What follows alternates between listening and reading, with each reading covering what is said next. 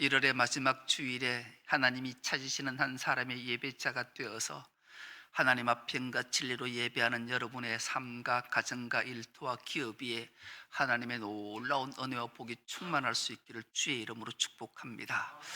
오늘 우리 함께 은혜 받고자 하는 말씀의 제목이 빵점짜리 인간인 우리를, 이런 제목으로 함께 은혜를 나누겠습니다. 먼저 책 한 권을 소개하는 것으로 말씀을 열려고 해요. 이병욱 박사라는 분이 책을 하나 썼는데 암을 손님처럼 대접하라, 그런 제목의 책을 썼어요. 뭐라고요? 암을 손님처럼 대접하라.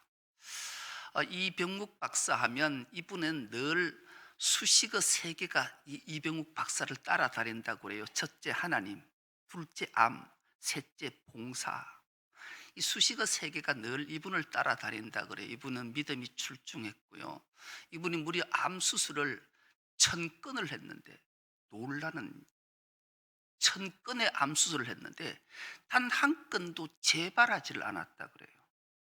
놀라운 거잖아요. 그리고 이분은 필리핀 저 오지에서 18년 동안 의료봉사, 무료 의료봉사를 하고 계시는 분이라는 거죠. 그래서 이분 하면 하나님, 암, 봉사, 이 세 단어가 수식어처럼 따라다닌다라는 거죠. 그래서 이분이 암이 우리에게 찾아와서 암이 생기게 될 때 어떻게 하면 암을 잘 이겨내고 치료할 수 있을까, 그래서 그 방법을 찾아낸 게 암을 손님처럼 대접하면 된다라는 거죠. 이분은 이렇게 책을 시작하고 있어요. 암에 걸리면 무엇보다도 암을 이겨야 한다라는 거죠. 암을 이길 수 있는 방법이, 대개의 사람들은 물리적 방법으로 암을 이기려 한다 그래요. 그런데 이분은 물리적 방법으로 이겨라 하지 말고 감정적, 전신적 방법으로 이겨내야 된다라는 거예요. 그래서 여기서 한 걸음 더 나가면 영적 방법으로 암을 이겨내야 된다라는 거죠. 그 방법을 오늘 이 책을 통해서 여러분에게 자세하게 알려드릴 텐데요. 꼭 기억하시고, 여러분들은 일평생 암이 안 걸린 은혜가 있기를 축복합니다. 그러나 암이 걸리면 반드시 이겨내는 은혜도 있기를 축복합니다. 그래, 이분이 이렇게 말씀을 해요. 이병욱 박사는 암을 사랑받지 못한 세포들의 반란이다, 이렇게 정의했어요. 뭐라고요? 암을 사랑받지 못한 세포들의 반란이다. 인간의 몸에는 60조 개의 세포가 있다라는 거예요. 그런데 이 암세포도 원래는 정상적인 세포였는데, 이 정상적인 세포가 사랑받지 못하고 대접받지 못할 때 독자적 행보를 하기 시작한다라는 거예요. 그래서 자칫하면 내가 왕따가 돼 있으니 나 살아남으려면 내가 강해져야 돼. 이래서 변형된 게 암세포라는 거예요. 암세포가 딱 생기면 사람들이 가장 먼저 생각하는 것이, 이건 적이야, 내 몸에 악한 거니까 쫓아내야 돼. 그래서 물리적 방법을 통해서 자꾸 쫓아내려고 하는데, 그러면 얘들이 살아야 되겠다 생각하니까 더 큰 반란을 일으켜서 옮겨가는 게 전이라는 거예요. 그래서 암세포가 우리에게 몸에 딱 생기면 적이라 생각하지 말고 손님으로 대접하면 된다라는 거예요. 여러분, 손님은 우리 가정에 찾아오면 어떻게 해요? 영원히 머물러요? 반드시 떠나요. 떠나게 하면 된다라는 거예요. 그 방법을 물리적인 방법보다 정신적인 방법으로, 영적인 방법으로 물러가게 하는 게 가장 좋은 방법이다. 그래서 의사들이 1류 의사와 3류 의사의 차이가 있는 거예요. 암세포가 딱 정상세포가 아닌 것을 발견하면 그것을 적으로 여리고 그것을 만지거나 도려내거나 하면 금방 전이가 되어서 급속도로 퍼진다라는 거예요. 그래서 인류 의사들은 암세포가 딱 정상세포가 아닌 것을 발견하면 그 주위의 것을 다 드러낸다라는 거예요. 그리고 그 후에 이게 암세포인가 아닌가를 만져보고, 그때 만져보지 결코 그것을 만지거나 하지 않는다라는 거예요. 그래서 이분은 늘 암세포를 그렇게 정상세포가 됐으니 사랑스럽게 손님으로 잘 대접하면 반드시 그는 이겨내고 떠나가게 된다 그래요. 그러면서 아주 중요한 말씀 하나를 해요. 우리가 흔히 암을 사기가 되면 말기라서 더 이상 의사의 손을 쓸 수 없다고 진단하는데, 사기 진단을 받았을 때 꼭 기억 하나를 하시라. 어떤 기억? 사람은 오기가 있다. 뭐라고요? 암 사기를 이길 수 있는 게 오기라는 거예요. 사람은 오기가 있는데, 원래 오기가 어떤 기인가? 사람의 몸에는 생기가 있어야 돼요. 생기가. 그리고 머리에는 총기가 있어야 돼요. 그리고 눈에는 전기가 있어야 돼요. 얼굴에는 활기가 있어야 돼요. 마음에는 덕기가 있어야 되는 거죠. 이 오기가 사람에게는 있는데, 이분은 이것을 살짝 비틀어서 이렇게 말해요. 이 오기를 이렇게 말해요. 첫째는 잘 먹고 잘 배설 하기, 이게 일기다. 두 번째는 운동하기. 셋째는 제대로 숨쉬기. 넷째는 제대로 잠자기. 다섯째는 제대로 마음먹기. 이 오기를 잘 관리하면 반드시 이 암이라는 적은 반드시 이겨낸다. 암이라는 손님은 이겨내게 된다. 그렇게 말씀해요. 손님처럼 대접하면 반드시 암은 떠나가게 돼 있고 이기게 된다 말씀해요. 여러분, 우리가 사는 세상에는, 가정이든 공동체든 세상에는 반드시 암적 존재가 있어요. 가정에도 자녀가 많으면 암적 존재가 있고요, 단체에도 암적 존재가 있고, 교회도 암적 존재가 있어요. 그래서 우리가 늘 아이고 저 인간은 암적 존재야, 그런 말 하잖아요. 이 암적 존재가 우리가 정의하는 거지만, 그들은 바로 사랑받지 못하고 대접받지 못해서 생겨난다는 사실을 기억하고, 그런 자들이 우리 눈에 띄면 그를 손님처럼 대접하는 은혜가 있기를 축복합니다. 그럼 그들이 변화될 거예요. 여러분, 조개가 죽는 이유 중에 하나가 이런 이유 때문에 조개가 죽는다 그래요. 조개도 숨을 쉬고요, 먹기 위해 입을 벌리기도 하고, 조개도 배설을 한다예요. 이 조개가 먹기 위해, 배설하기 위해, 숨쉬기 위해 살짝 입을 열 때, 우리가 눈이 깜빡이는 것처럼 살짝 열 때 기가 막히게 바닷모래 하나가 여기 침투하면 크기는 덮어서 들어오지 않게 하지만, 간혹 칼모래가 조개 몸에 들어온대요.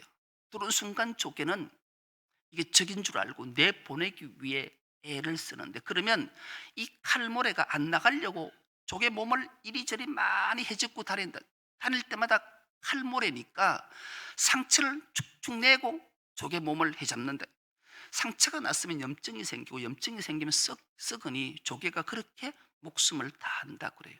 근데 놀라운 발견 하나는, 우리가 알다시피 진주 조개를 기억하잖아요.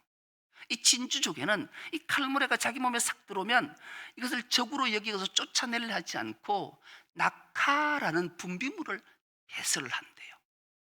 그러면 상처를 취할 뿐만 아니라 이 칼모래를 점점 싸고 해서 아주 영롱한 빛을 내는 보석, 진주를 만들어낸다라는 거죠.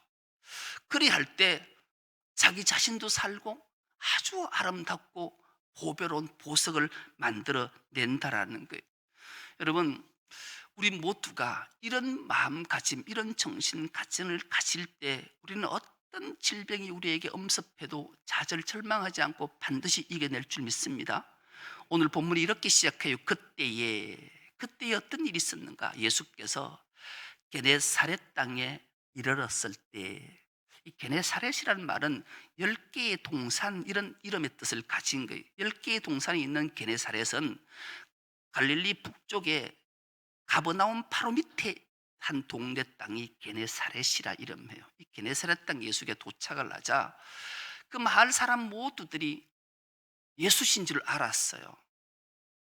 예수는 백성을 구원할 자잖아요. 그의 능력이 무한한 걸 알았어요. 그래서 모든 마을들의 통지를 냈어요. 그러자 모든 병자들이 구름대처럼 이 게네사렛 땅으로 몰려들었어요. 그리고 예수의 옷 깃만 만져도, 옷가만 만져도 낫겠다는 심정으로 만졌더니만, 만진 모든 자가 다 고침을 받는 그때에 바리새인과 서기관들이 예수께 예루살렘으로부터 내려와서 질문하는 것으로 본문이 시작돼요. 그때에 바리새인과 서기관들이 예루살렘으로부터 예수께 나와 이르되 당신의 제자들이 어찌하여 장로들의 전통을 범하나이까? 떡 먹을 때 손을 씻지 아니하나이다. 이렇게 정결법에 대해서, 정결 예식에 대해서 예수께 힐책하고 질문하는 것으로 본문이 시작돼요. 유대인들은 이 정결법을 정말로 중요하게 여겼어요. 이게 위생에 관한 정결법이 아니에요. 죄인이라든지 병자라든지 이런 환자들과 식사를 한다든지 그와 접촉을 하면 그 모든 것들이 그에게 옮겨가기 때문에, 그렇게 되면 엄청난 범죄를 저지르는 거고 생명, 죽음과 관계가 되기 때문에 이 소문들을 예루살렘에 있었던 영적 지도자인 바리새인과 서기관들이 이 소문을 듣고 예수께 찾아와서 왜 당신과 당신의 제자들은 음식 먹을 때 손을 씻지 않고 먹냐? 우리 장로의 유전, 장로의 법을 기억 못하냐? 이것 예수께 질문한 거예요. 그렇다면 왜 이 정결법이 중요하고 중요한가? 출애굽기 30장 20절에서 21절 말씀은 정결에 대해서 이렇게 말씀하고 있기 때문입니다. 그들이 회막에 들어갈 때에 물로 씻어 죽기를 면할 것이요 제단에 가까이 가서 그 직분을 행하여 여호와 앞에 화제를 살을 때에도 그리할지니라. 이와 같이 그들이 그 수족을 씻어 죽기를 면할지니 이는 그와 그의 자손이 대대로 영원히 지킬 규례니라. 하나님이 법도 규례를 주셨어요. 하나님 앞에 제사자로, 예배자로 설 때 손과 발을 깨끗이 씻고 정결치 않고 제사자나 예배자로 서면 반드시 죽게 된다. 그러니 이 정결을 하지 않으면 생명과 연관이 있기에 이들은 철두철미하게 장로의 유전으로 법으로 정해놔서 교회를 지켰던 거예요. 그런데 예수와 예수 제자들은 죄인들의 친구가 되고 죄인들과 같이 식사를 하고 이렇게 음식 먹을 때조차 손발을 씻지 않으니 이게 가한 일이냐, 이렇게 질문하는 것으로 시작돼요. 그러자 예수께서 어떻게 대답하시는가? 대답하여 이르시되 너희는 어찌하여 너희의 전통으로 하나님의 계명을 범하느냐? 여러분, 바리새인과 서기관들이 자기들이 정한 계명으로 하나님의 법을, 하나님의 율법을, 하나님의 말씀을 범하는 엄청난 죄를 짓고 있는 걸 모르는 거예요. 그들은 이 정결에 대해서 육신의 정결만 생각하고 있었던 거예요. 하나님은, 이 예수님은 하나님이시니 이들의 마음 상태, 이들의 생활 상태, 이들의 생각 상태를 다 알고 계셨기에 하나님이, 예수께서 이렇게 말씀하시는 거예요. 그러면서 4절 이하에 법에 대해서, 계명에 대해서 자세하게 말씀을 하시면서 그 이전에 예수께서 먼저 제자들과 무리들에게 가르치시던 말씀이 있으셨어요. 가장 먼저 예수님이 성령에 이끌려 강야에 들어가서 40일 금식 기도하고 나오셔서 마귀에게 3가지 심을 받으신 이후에 공생애를 본격적으로 시작할 때 예수님이 가장 먼저 하신 것은 따르는 무리들과 제자들을 데리시고 산에 오르셔서 그들에게 하늘 복음, 팔복을 선포하셨던 걸 기억하잖아요. 그때 6번째 복이 정결법에 대해서 하나님이 예수님께서 가르치셨던 사건이 있어서요. 그 말씀이 마태복음 5장 8절인데요. 이 말씀을 우리가 한 목소리로 한번 합독해 보겠습니다. 시작. 마음이 청결한 자는 복이 있나니 그들이 하나님을 볼 것이요. 띄워두세요. 예수님은 무리들과 제자들에게 청결에 대해서, 정결에 대해서 말씀하셨는데 이 바리새인과 서기관과 유대인들은 육신의 청결, 정결에 대해서만 자기들이 장로 유전을 만들어서 막 모든 것들을 다 세부적으로 하는 말씀을 만들어 놨던 거예요. 근데 예수님은 그 육신의 정결법보다 가장 중요한 것 하나가 있다. 마음이 청결해야 된다. 마음의 청결에 대해서 예수님이 말씀하셨던 거예요. 이건 이들이 이때까지 생각조차 못하고 들어보지 못한 말씀을 들었던 거예요. 얼마나 놀랐겠어요. 파격적인 선언을 하셨던 거지요.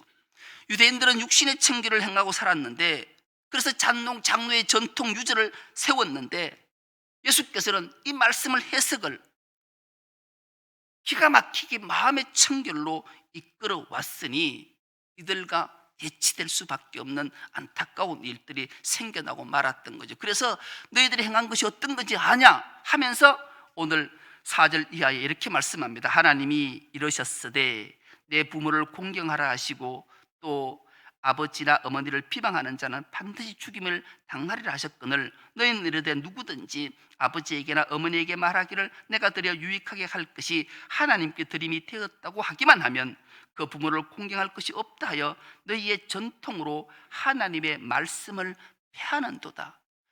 예수님이 정확하게 그들의 마음을 깨뚫어 보시고 하신 말씀이 하나님이 주신 율법 10계명 중에 5계명을 탁 건드린 거예요. 여러분, 사람과의 관계 1계명이 내 부모를 공경하라. 이 공경은 다른 말로 내 부모를 경외하라. 하나님과 동등경 위치에 놓을 정도로 부모에 대해서 귀한 말씀을 주셨어요. 그런데 이들은 장로들의 유전들을 만들었는데 어떤 유전을 만들었는가?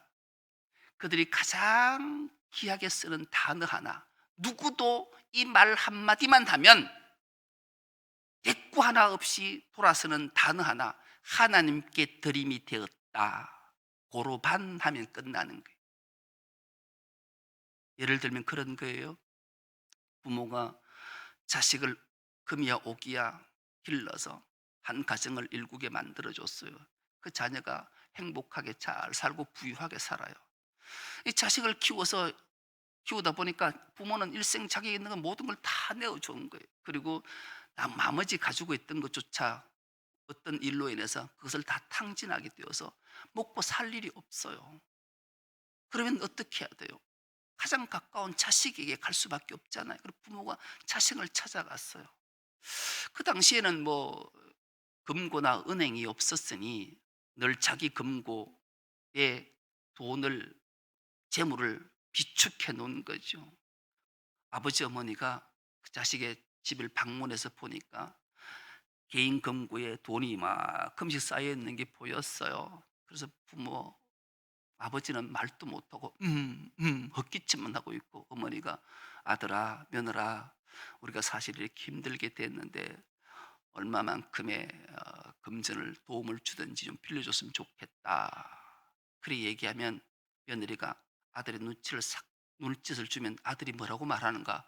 아버지 어머니 저거 고로반이에요. 이러면 내일 굶어 죽어도 말하지 못하고 이 부모들은 그 자식 집을 나왔어야 돼. 이런 일들이 비일비재했단 말이에요. 당시에 바리새인과 서기관들은 백성들의 고혈을 짜내서 부를 다 누르고 있는데 정작 자신들이 가장 존경하고 공경해야 될, 경외해야 될 부모에 대해서 고르반, 하나님께 드림이 되었다 이 말 한마디로 폐역을 저지르는, 하나님의 말씀을 폐하는 엄청난 죄악을 저지르는 장로의 유전 고르반을 만들어 놓고 이런 폐악질을 하는 이들에 대해서 정확하게 지적하는 말씀을 오늘 주님이 하셨던 거예요.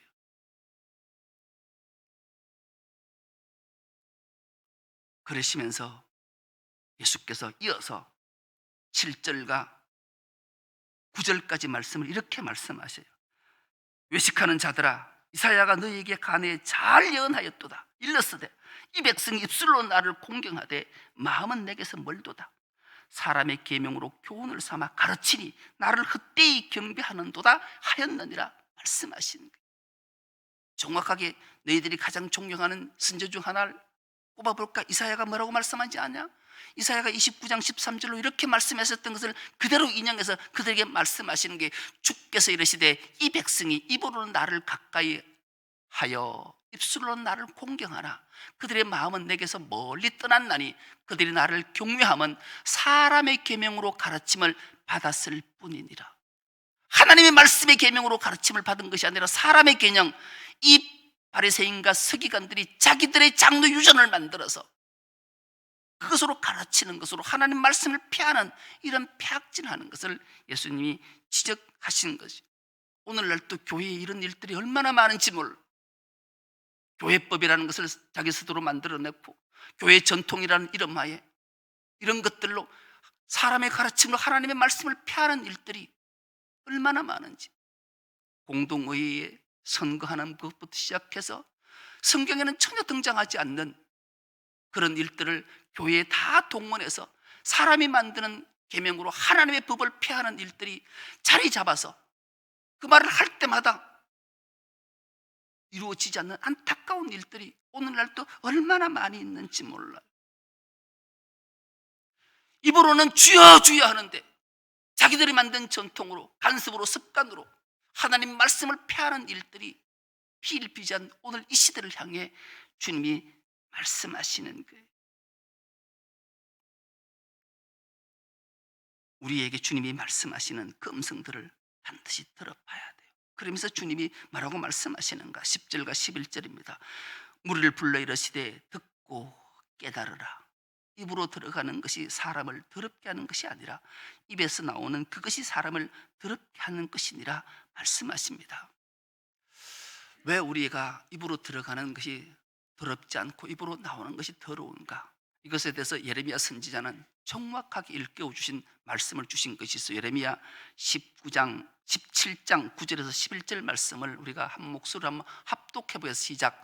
만물보다 거짓되고 심히 부패한 것은 마음이라.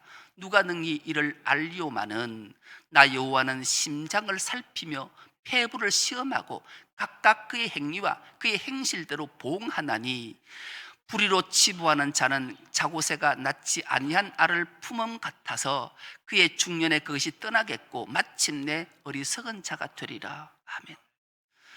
하나님은 이렇게 자기들의 법을 만들어서 자기들의 규율을 만들어서 장로의 유전을 만들어서 인간의 계명을 만들어서 살아가고 있는 자들의 그 심령을 정확하게 꿰뚫어서 인간은 만물보다 부패한 마음을 가졌다, 그렇게 지적하셨습니다. 그러니 이 어리석은 자가 되지 말라는 거죠. 그런데 이 바리새인과 서기관들은 손발 몸이 청결한 자라 이것을 말씀하는데, 이것을 이야기하는데 예수께서는 마음이 청결한 자에 대해서 말씀하시는 거예요. 그래서 마음이 얼마나 중요한가를, 너희는 자꾸 손 씻지 않고 먹는 것, 이거 정결법에 대해서 얘기하는데 그거 더럽지 않다. 근데 너 입에서, 너의 마음에서 나오는 것이 정말로 더러운 거야, 그렇게 말씀하는 거죠. 우리 자신도 한번 되돌아보십시오. 오늘 말씀의 제목처럼 우리 빵점짜리 인생 아닙니까? 하나님 말씀 앞에 서본 그런 우리를 하나님의 사랑과 긍휼과 은혜로 우리 하나님의 백성으로 삼으셨다는 것을 기억할 때마다 우리는 감격하며 주님 앞에 나와야 될 자인 줄 믿습니다. 그러면 우리는 도대체 만물보다 부패한 게 우리의 마음인데 어떻게 우리가 청결할 수 있을까? 오늘 본문을 다시 한번 보십시오. 시작이 어떻게 시작해요? 그때에 어떤 일이었는가? 마태복음 14장 34절에서 36절의 말씀을 우리가 한 목소리로 합독해 보겠습니다. 시작. 그들이 건너가 게네사렛 땅에 이르니 그곳 사람들이 예수이신 줄을 알고 그 근방에 두루 통지하여 모든 병자를 예수께 데리고 와서 다만 예수의 옷자락이라도 손을 대게 하시기를 간구하니 손을 대는 자는 다 나음을 얻으니라. 아멘. 기막힌 말씀을 하시잖아요. 예수신 줄을 알았어요. 그래서 두루 근방에 통지를 냈어요. 그런데 모든 병자들이 예수께 다 나왔어요. 모든 병자, 앞을 못 보는 자, 듣지 못하는 자, 걷지 못하는 자, 나병한 자, 문둥병자, 중풍병자, 온갖 병자들은 다 나온 거예요. 이들을 통칭해서 성경은 죄인이라 이렇게 말해요. 이 모든 죄인들이 예수께 나와 예수의 옷자락에 손이라도 대면 다 나을 것 같아서 그것을 요구하니 예수께서 허락해서 그들이 예수의 옷자락에 손을 대자 손을 댄 모든 자가 다 고침을 받았어요. 부정한 자가, 죄인이 정결한 자에게 손을 대면 이 부정이 정결한 자로 옮겨가는 거예요. 예수님은 유일하게 정결하고 청결하신 분이, 죄 없으신 분, 죄 있는 죄인들이, 모든 병자들이 나와서 예수께 그 모든 죄를 전가하고, 예수는 부정한 자가 되고 부정한 자는 그 정결한 예수님께 손을 댐으로 자기는 정결함을 입어 다 나음을 받았으니, 우리의 만물보다 부패한 우리가 주님 앞에 왜 경배하고 부복하고 그분의 말씀 앞에 순종하고 그분의 이름을 주님이라고 고백해야 되는 이유가 정확하게 말씀을 통해, 주님의 삶을 통해 우리에게 보여주신 거예요. 우리의 연약함과 우리의 더러움과 우리의 부정함, 모든 죄악을 주님이 다 뒤집어 쓰고 십자가에 죽으심으로 우리가 정결케 되었다는 사실이 믿어지는 은혜가 있기를 축복합니다. 그러니 우리는 주님 앞에 부복하고 복종해야 돼요. 그 말씀을 들을 때 깨달음이 있어야 돼요. 암같이 사랑받지 못한 존재를 하나님은 우리를 품으셔서 우리를 진주같이 보배로운 보배로 만들어 주셨으니 어찌 그 주님 앞에 우리가 굴복하지 않고 복종하지 않을 수 있습니까?